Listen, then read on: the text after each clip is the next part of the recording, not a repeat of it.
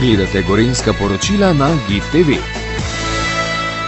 Spoštovani in cenjeni, prav lepo pozdravljeni. Moje ime je Miha Šalehar in bom z velikim zanimanjem spremljal tole konferenco o uvedbi alkoholnih ključavnic, seveda s ciljem večje varnosti na slovenskih cestah. Zdaj, verjetno bomo v tem času slišali precej statistik, ki na nek način pritrjujejo smiselnosti tega ukrepa, čeprav se zdi drakonski na prvo oko, ampak naj izdam eno vnaprej, ne.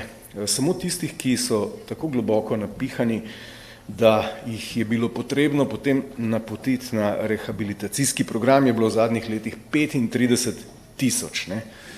Torej polovljenih. Koliko je bilo takih fantov, ki so za las ušli v ukrepu ali jih nismo dobili, si verjetno lahko mislimo. Skratka, flota projektilov, ki nabasani pustošijo med nami, je velika nekaj 10.000. 3% vseh pihanj je pozitivno napihanih. Zdaj z malo ljudske matematike ugotovimo, da so recimo na 200 metrih ljubljanske obvoznice, dvopasovne, kjer je približno 100 avtomobilov, vsaj 3 nevarni. Zato, zdaj pa, zakaj kljub temu, da se zavedam občutljivosti takega ravnanja, uporabljam moški spol, ker je 91% moških. Tudi med nepodporniki alkoključavnice kot ukrepa, izvedene so bile namreč raziskave, izstopajo moški med 31 in 45 letom. Skratka, statistike bi lahko pozitivno optimizirali tudi z uvedbo teh elektronskih alkoholnih ključavnic v obliki ukrepa, kar pomeni, da vsaj tisti, ki smo jih dobili prekomerno vinjene oziroma pijane, tega nekaj časa ne morejo več ponavljati. Zdaj, ali zadeva deluje, ali lahko ta zadeva celo spreminja naše navade, kakšna so dobra in manj dobra spoznanja tistih, ki zadevo že uporabljajo, vse to bomo izvedeli danes.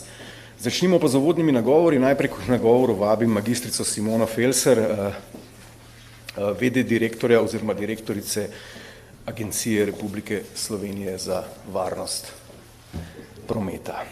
Izvolite.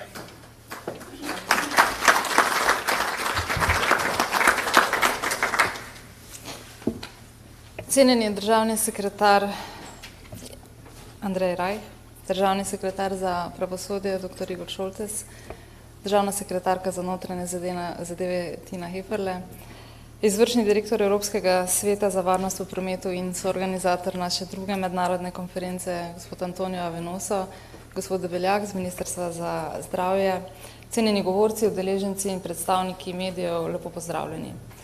Vesela sem, da lahko danes prisluhnemo besedam eminenc z področja varnosti cestnega prometa in izvršilni veji oblasti na najvišjem nivoju. Problematika alkohola v prometu je širši družben problem in odraz odnosa družbe do uživanja alkohola. Slovenija se žal, kljub vsem prizadevanjem številnih deležnikov, na tem področju še vedno vršča visoko glede na količino popitega alkohola na prebivalca. Lani je ta znašala 10 litrov čistega popitega alkohola na prebivalca. Človek je v 93% odgovoren za nastanek prometnih nesreč. Dejavniki za usodne napake so različni, prevladujejo pa predvsem vožnja pod vplivom alkohola in drugih snovi, izčrpanost voznika in utrujenost voznika. Sodelovanje v prometu pod vplivom alkohola, drog ali drugih psihoaktivnih snovi predstavlja izjemno visoko tveganje. Verjetnost povzročitve prometne nesreče z najhujšimi posledicami že pri zakonsko dovoljeni stopnji alkoholiziranosti predstavlja 2-krat večjo verjetnost, da se to zgodi. S povečevanjem alkoholiziranosti eksponentno narašča. Udeleženci znotraj dovoljene meje alkohola so lani povzročili 300 prometnih nesreč, v katerih je umrlo 6 ljudi. Izpostavljam ključne ugotovitve glede prometnih nesreč pod vplivom alkohola v zadnjem desetletju. Približno 10% prometnih nesreč povzročijo alkoholizirani udeleženci. Tretjina smrtnih prometnih nesreč je posledica alkoholiziranosti. Največ prometnih nesreč in tudi največ umrlih zaradi alkohola povzročijo moški v starosti med 25 in 45 letom. Najpogosteje so povzročitelji pod vplivom alkohola vozniki osebnih vozil, motoristi in tudi kolesarji. Alkohol se najpogosteje povezuje z neprilagojeno hitrostjo vožnje. Povprečna stopnja alkoholiziranosti znaša 1,4 promila. Marko Balažic je v znanstvenem prispevku Progresivni sistemi sankcioniranja na kršitve cestno-prometnih predpisov podrobno opredelil koeficient sankcijske elastičnosti. Preprosto povedano, več je sankcij, manj je kršitev, poveča se prometna varnost. Torej gre za obstoj povezave med sankcijami in prometno varnostjo, kar je mogoče aplicirati na različna področja prometne varnosti. Vendar pa ni dokazano, da bi zvišanje sankcij vplivalo na težje kršitelje ali na trdovratne povratnike. Prav slednje nas utrjuje v prepričanju, da je nabor tehničnih ukrepov pri težjih kršiteljih lahko edina prepreka, da se alkoholizirani vozniki ne bodo ponovno usedli za volan.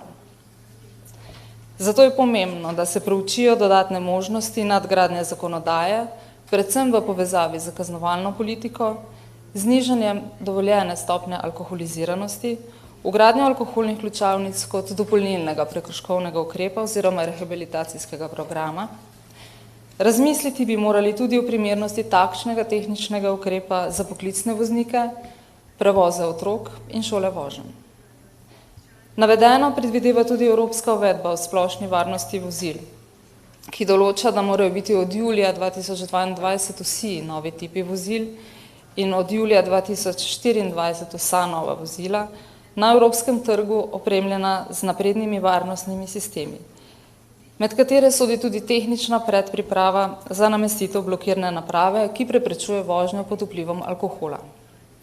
To smo kot ukrep vključili v resolucijo nacionalnega programa varnosti cestnega prometa za obdobje 2023 do 2030. Spoštovani, najnovejša raziskava EZRA 3 v razdelku samodeklarirane udeležbe v prometu pod vplivom alkohola razkriva, da je dobra petina vprašanih iz Slovenije priznala, da so bili v zadnjih 30 dneh kot vozniki pod vplivom alkohola. Povprečje 22 evropskih držav, ki so sodelovale pri tej raziskavi, je skoraj za 4 odstotne točke nižje. Pri tem izstopa, da slovenski vprašanci v večini sicer menijo, da vožnja pod vplivom alkohola ni sprejemljiva. Agencija za varnost prometa je pred 2 letoma z javno raziskavo pri splošni javnosti preverjala naklonjenost ukrepom za povečanje prometne varnosti. Namestitev alkoholnih ključavnic kot ukrep za voznike, ki so že vozili pod vplivom alkohola, podpira dobre 3/4 javnosti. Namestitev alkoholnih ključavnic za poklicne voznike, torej prevoze potnikov in otrok, pa kar 88,6%. Med nepodporniki najbolj izstopajo moški v starostni skupini med 31 in 45 letom. Najnižje stopnje nižanje dovoljene stopnje alkohola v krvi na 0,0 promila je podprlo 54%. Med nepodporniki izstopa ista starostna skupina moških, torej med 31 in 45 letom, vozniki osebnega avtomobila, tisti, ki imajo vozniško dovoljenje več kot 40 let in poklicni vozniki. Naj s temi podatki strnim misli, da znova in spet poudarim, da varne meje pitja alkohola ni. Agencija za varnost prometa zagovarja ničelno toleranco do alkohola v prometu in podpira vse ukrepe, ki bi vožnjo pod vplivom alkohola preprečili.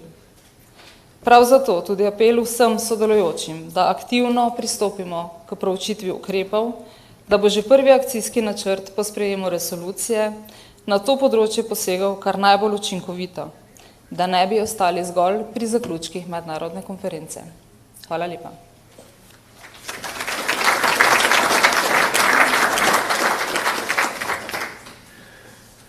Magistrica Felser, najlepša hvala. Nadaljujemo pa, in mislim, da je že v to smer utirjeno s penološkimi vidiki in nagovorom državnega sekretarja za pravosodje, dr. Igor Šoltes. Izvolite. Spoštovani in spoštovane udeleženke, spoštovano omizje, spoštovani voditelj. Prvo moram reči, da me zelo veseli, da ste se ali pa smo se zbrali v tako velikem številu, kar kaže na to, da gre res za pomembno tematiko, s katero se srečujemo praktično vsak dan, ampak večinokrat v negativnem smislu, zlasti ob prebiranju črne kronike. Pravosodje tukaj, oziroma je bilo povabljeno na to konferenco predvsem z namenom, da osvetli ta zadnji del tega cikla ali pa procesa. Saj veste, pravosodje pride ponavadi na koncu, ko nekako odpovejo vsi predhodni ukrepi. In zato me zelo veseli, da je tudi današnja mednarodna konferenca en prispevek k tej preventivni aktivnosti, ki bo pripomogla k temu, da poleg vsega zaveščanja, ki se dogaja, poleg vseh akcij, ki jih izvaja tudi policija, mislim, da tudi ta teden je poostren nadzor nad, če rečemo, treznostjo v cestnem prometu. Je pa res, da na koncu zgodbe je vse odvisno od vsakega posameznika skupaj. In višja stopnja zavedanja bo o neslutenih, škodljivih posledicah takega neodgovornega ravnanja, večja je možnost, da statistiko, o katerih je govorila direktorica in tudi voditelj, ki nam ni v veliko čast in veselje, da se nekoliko popravi. Kot rečeno, tudi stališča pravosodja je ta problematika tudi statistično lepo izražena, o čemer bom govoril malce kasneje.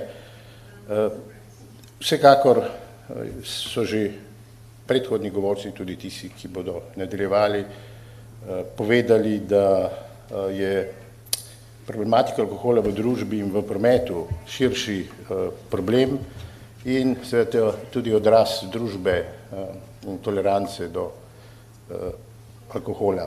Mimogrede se približuje tudi Martinovo, tako da seveda tudi tu je potrebna previdnost. Republika Slovenija z žalostno zgodbo na slovenskih cestah se odraža tudi v statistiki obsodb za kazniva dejanja nevarne vožnje v cestnem prometu, kjer je najhujša oblika alkoholiziranosti določena kot ena od oblik izvršitve naklepnega, ogrozitvenega kaznivega dejanja.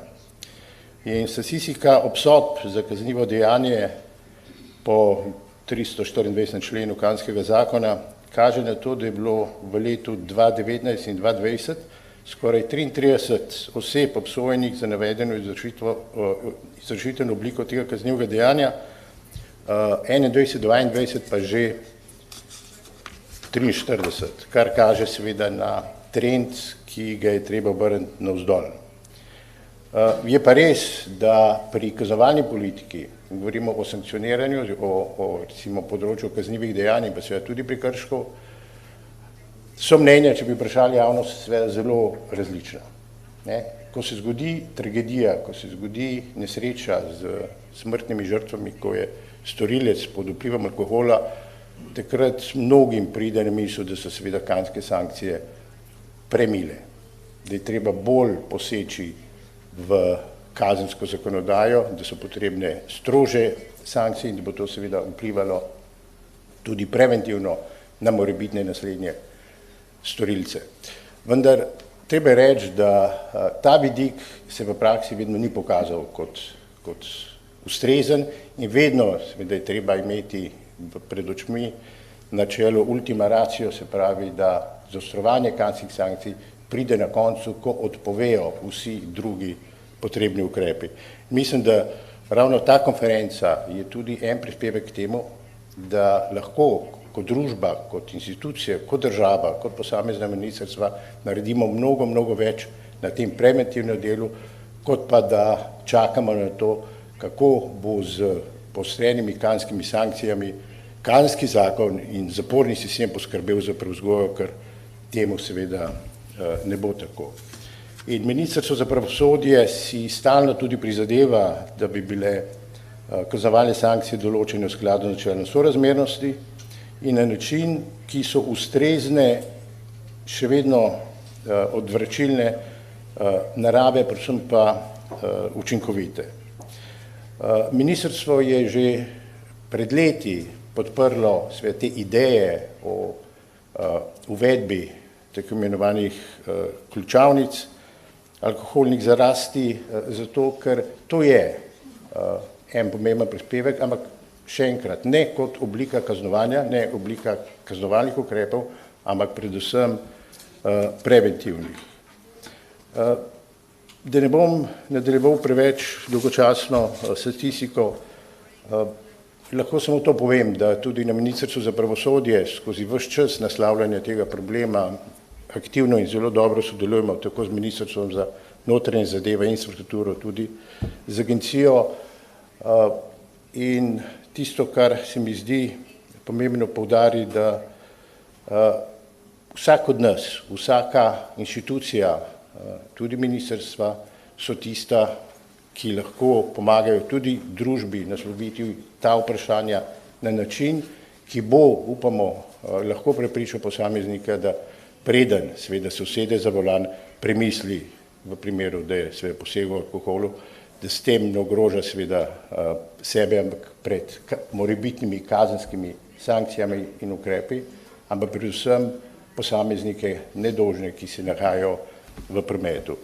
Tako da za zaključek še enkrat ministrstvo bo seveda aktivno sodelovalo tudi pri pripravi zakonodajnih ukrepov, tudi strategije in prepričan sem, da lahko ustvarimo tako ustrezen pravni okvir, kot tudi preventivne akcije, ki so seveda pogoj, da kot družba mogoče postanemo malo bolj zrelejši in bolj odgovorni pri uporabi tega nevarnega početja v cestnem prometu. Hvala za pozornost.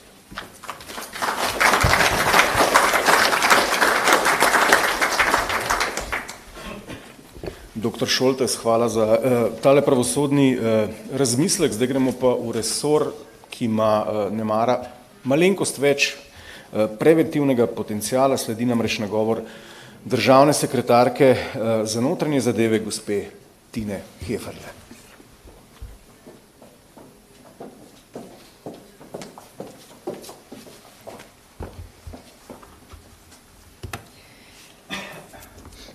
Spoštovani, dragi zbrani, gospa vršilka dolžnosti direktorice Agencije Republike Slovenije za varnost prometa, gospoda državna sekretarja, izvršilni direktor Evropskega sveta za varnost v prometu, cenjeni gostje, drage dame in gospodje. En lep pozdrav tudi z moje strani na tej mednarodni konferenci alkoholne ključavnice, evropske prakse in napredne strategije za zmanjšanje vožnje pod vplivom alkohola. Datum konference je bil skrbno izbran. Včeraj, 6. novembra, se je namreč začela druga letošnja nacionalna preventivna akcija za preprečevanje udeležbe v prometu pod vplivom alkohola. To današnjo konferenco seveda postavlja tudi v praktičen in otipljiv okvir. Alkohol in vožnja pod vplivom alkohola sta še vedno med glavnimi dejavniki tveganja za nastanek prometne nesreče. V prvi letošnji nacionalni akciji, ki je potekala meseca junija, so policisti ustavili kar 348 voznikov, ki so vozili pod vplivom alkohola. Žal se v zadnjih letih delež prometnih nesreč, ki so jih povzročili alkoholizirani vozniki, ni bistveno spremenil in ostaja približno 10-odstoten. Še vedno je vsaka 10. prometna nesreča povzročena pod vplivom alkohola in skrb vzbujajoča je zlasti statistika, da več kot tretjina voznikov, ki povzročijo smrtno prometno nesrečo, vozijo pijani. Alkohol v prometu pomeni izzivanje nevarnosti. Če ponazorim bolj konkretno, zaradi alkohola se zmanjšajo naše sposobnosti varnega sodelovanja v prometu, pijan voznik je namreč prepričan, da vozi bolje, kot dejansko vozi, slabo zaznava ali napačno oceni razdaljo, odziva se počasneje, ima motnje pri ravnotežju in zožen vidni zorni kot. Vožnja je velikokrat prepočasna ali prehitra, težje je obvladovanje ali spremljanje smeri vožnje, pogosta je vožnja v rdečo luč ali pa ustavljanje pri zeleni luči. Sicer je alkohol najbolj problematičen pri voznikih motornih vozil, kjer so tudi posledice prometnih nesreč najtežje, ne smemo pa spregledati, da je alkohol prav tako dejavnik tveganja za nastanek prometne nesreče pri kolesarjih in pešcih. Če pogledamo primerjavo med pijanim in treznim voznikom pri verjetnosti povzročitve prometne nesreče, že pri koncentraciji 0,5 promila se ta verjetnost podvoji, pri 1,1 promila alkohola pa je verjetnost, da bo pijan voznik povzročil prometno nesrečo kar 8-krat večja od verjetnosti, da bo nesrečo povzročil trezen voznik. Slovenska policija si prizadeva za čim bolj učinkovito odkrivanje in preprečevanje vožnje pod vplivom alkohola. Tako je letos odredila že 342.914 preizkusov alkoholiziranosti, kjer je bilo 9.185 pozitivnih, kar je nekaj manj kot 3%. Veliko število udeležencev v cestnem prometu, ki so bili pozitivni na testu alkoholiziranosti, je tudi povratnikov, torej tistih, ki ponovno pijejo in sedajo za volan. Zanje sicer obstajajo določene kaznovalno-vzgojni ukrepi, vendar pa se v praksi ne izvajajo dovolj dosledno. Tu imam v mislih predvsem odlog prenehanja veljavnosti vozniškega dovoljenja, ki se po našem mnenju pri povratnikih uporablja preveč široko. Policija namreč na terenu kontrolira tudi voznike, ki jim je bila zaradi vožnje pod vplivom alkohola že večkrat izrečena odložitev prenehanja vozniškega dovoljenja. Želeli bi si, da bi v teh primerih, ko se vožnja pod vplivom alkohola ponavlja, sodnik ne dopustil ponovne odložitve prenehanja veljavnosti vozniškega dovoljenja, kajti le na tak način lahko dosežemo kaznovalno-pravno prevencijo. Prav tu bi lahko uvedba alkoholne ključavnice predstavljala dodaten vzvod za uspešnost pri preprečevanju vožnje pod vplivom alkohola. Alkoholne ključavnice pijanemu vozniku preprečijo zagon avtomobilskega motorja, če je v njegovem izdihanem zraku zaznan alkohol. V tujini je kar nekaj primerov, kjer se alkoholne ključavnice uporabljajo uspešno. Po podatkih Evropskega sveta za varnost v prometu se trenutno najbolj množično uporabljajo v državah Severne Amerike, v Evropi in v Avstraliji. Po vsem svetu je tako vgrajenih skoraj 500.000 tovrstnih naprav in alkoholne ključavnice se zaenkrat najpogosteje uporabljajo kot del programa rehabilitacije, na primer na Švedskem, Finskem, Poljskem, v Franciji in tudi v sosednji Avstriji. O uvedbi tovrstnih programov že razpravljajo tudi v Estoniji, Luksemburgu in na Nizozemskem, pilotni projekti oziroma zakonodajne aktivnosti pa potekajo v Litvi. Na Finskem in v Franciji je kot preventivni ukrep zakonsko predpisana vgradnja alkoholnih ključavnic v vozila, ki se uporabljajo za prevoze otrok. Kot družbeno odgovorni so se pa izkazali tudi nekateri zasebni ponudniki prevozov na Švedskem in Finskem, ki prostovoljno uvajajo alkoholne ključavnice. Ta alkoholna ključavnica bi lahko, kot rečeno, bil dodaten mehanizem, ki bi ob uporabi že obstoječih možnosti pripeljal do določenega izboljšanja stanja na področju vožnje pod vplivom alkohola in tudi na splošno kulturo pitja alkohola. Na Ministrstvu za notranje zadeve podpiramo razpravo o tem in bomo z veseljem sodelovali na vseh nadaljnjih korakih, ki bodo usmerjeni v zmanjšanje vožnje pod vplivom alkohola in s tem tudi na zmanjšanje rabe alkohola v družbi nasploh. Žal je slovenska družba še vedno precej tolerantna do pitja alkohola in vseh pojavov povezanih s tem. Na to med drugim kažejo tudi podatki zadnje raziskave Evropskega statističnega urada, na podlagi katere je Slovenija med državami članicami Evropske unije na vrhu po smrtnosti zaradi alkohola. Spoštovani zbrani, danes se veselim razprave domačih in tujih prometnih strokovnjakov, predvsem pa se veselim predstavitve dobrih praks drugih držav, ki že imajo konkretne izkušnje z alkoholnimi ključavnicami. Zahvaljujem se obema organizatorjema, Evropskemu svetu za varnost v prometu in Javni agenciji Republike Slovenije za varnost prometa, da nam bosta z mednarodno konferenco omogočila vpogled v aktualne trende in novosti na tem pomembnem področju prometne varnosti. Vsem udeležencem želim uspešno konferenco, obenem pa se nadejam tudi pozitivnih rezultatov druge nacionalne preventivne akcije za preprečevanje udeležbe v prometu pod vplivom alkohola, ki poteka prav zdaj v Sloveniji.